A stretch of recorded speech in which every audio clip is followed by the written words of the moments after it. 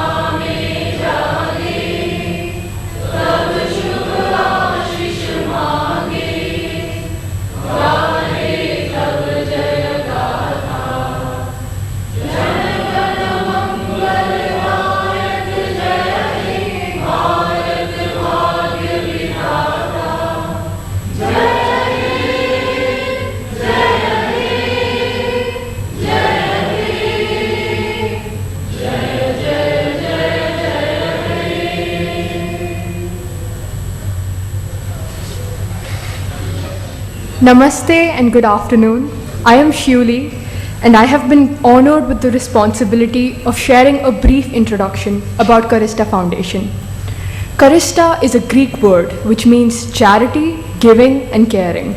Karista Foundation was founded on the foundations of caring for the elderly, artists, artisans and holistically the entire planet.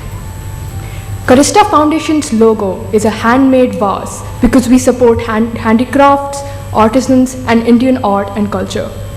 We aspire to identify artistic talent from the underprivileged section of society to provide them with opportunities to receive artistic education.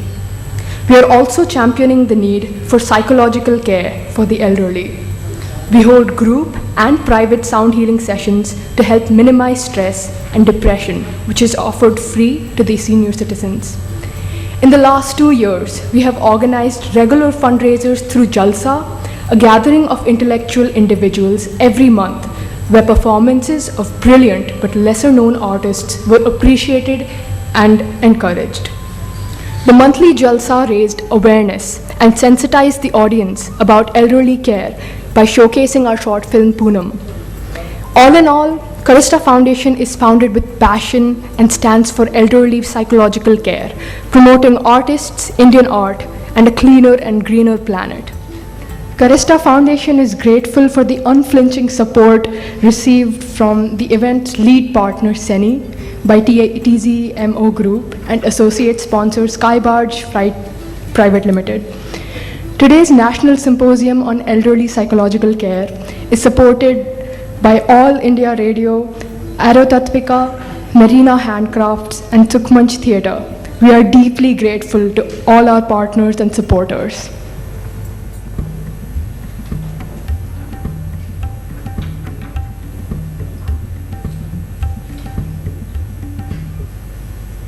My parents and my dear audience here, I would like to present this invocation song called Maro Pranam.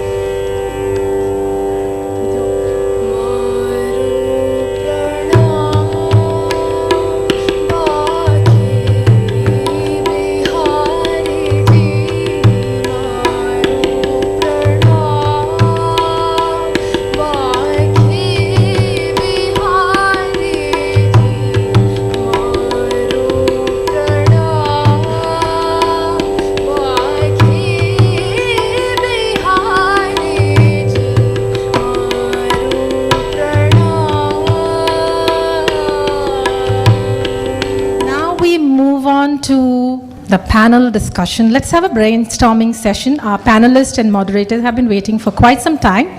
Let me introduce them. Manisha the Firebrand.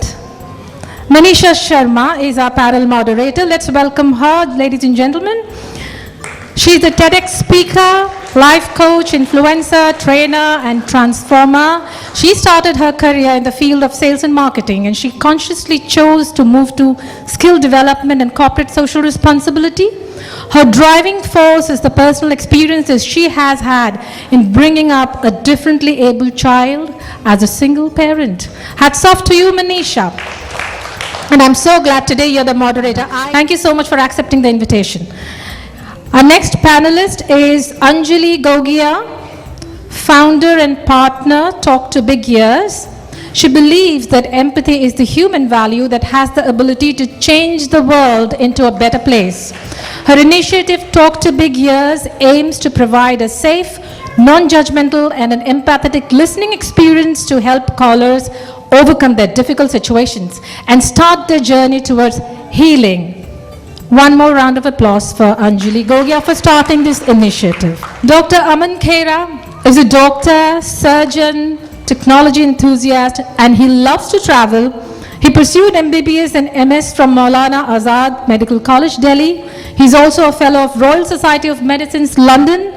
Presently, Dr. Aman is a co-founder and director of his remarkable initiative, Care for Parents. Care for Parents aims to be like a family member to elderly who are living alone in India by providing a one-stop shop for all their healthcare needs. Big round of applause for starting this initiative, Care for Parents. Thank you, Dr. Aman Khera, for accepting the invitation. Dr. Shivani Ketan. She's a TEDx speaker too, founder of Mudita. She has a PhD in complementary alternative healing. She is a licensed clinical hypnotherapist, an author, and a mindful breathing meditation trainer. Dr. Ketan has been extensively working with seniors for their mental wellness. Another loud round of applause, please. But let us welcome Professor K.M. Baharul Islam. Professor Islam is the Chair, Center for Public Policy and Government at the Indian Institute of Management, Kashipur, and a visiting professor at London School of Economics. He has served as the Dean at IIM Kashipur. He taught at various universities in Asia, Africa, and worked with UNESCO, UNECA, and UNESCAP. He is a fellow of the Royal Asiatic Society, UK, and a member of the International Bar Association. Professor Islam has 2 PhDs. MA, MBA, LLM, and BEd degrees. How did you manage all that? Okay, big round of applause for him as well once again. Now over to RD, Mr. Ratnajyoti Dutta. He holds the prestigious journalist accreditation of the Press Information Bureau under the freelance category, a senior journalist recognized by the Government of India with a demonstrated history of covering various industries like petroleum, environment, trade, agriculture, consumer affairs, etc., with specialization in covering oil and gas, Indian monsoon, carbon trade, renewable energy, agriculture, political and general news, real estate, and construction. Ladies and gentlemen, a big round of applause for the entire panel here. So over to the panel, ladies and gentlemen. Good evening to all of you. My name is Manisha Sharma. As I was introduced, I'm a single parent to a special child, ranging from sales, selling tissue papers, to books, to heading the Walmart CSR, to Delhi Government Skill Development Project, which is now called the Delhi Skills and Entrepreneurship University, to being a single parent of Rudraksh, and now starting an NGO for special children, which is by the name of FAS. What brings me to this platform and what has linked me with Shilpi is the cause. I have been working for social causes for very long. I have enabled around 10,000 plus students till now because I felt whatever my son Rudraksh could not achieve in life is what I saw the other children achieving. And my son doesn't have speech, but the other children I have enabled address me as Ma. So I am a Jagat Ma for a lot of children. With this, I start the session that we have been waiting for. My next question to RD. Now I know who RD is. Ratnajyoti Dutta to RD. Quick and short. So RD, you are and have been a senior journalist who has worked with PTI and Reuters extensively in the oil sector. Any specific instances in your journey which was an eye-opener with respect to senior citizens and their conditions? As a professional working journalist, I don't have any precise, experience which I would can share. But yes, I had a very enriching experience in dealing with my father. So for last 6 years, I witnessed 3 deaths in my family. First one, my elder brother who expired. Then after he expired, within a span of 4 months probably, my mother expired. And then my father became bed-ridden within a span of say 6 months. They were in the far northeastern corner. So entire burden of taking care of my father fell on me. So I was managing the entire affairs from here. I had to undertake about say as many as 18 times to and fro. I deployed as many as people if which I could afford, and I installed CCTV cameras. I got it synchronized with my mobile phones, and I was monitoring. And one of my visits, when I was about to come, I wanted to say that father, I'm going back. So he was giving a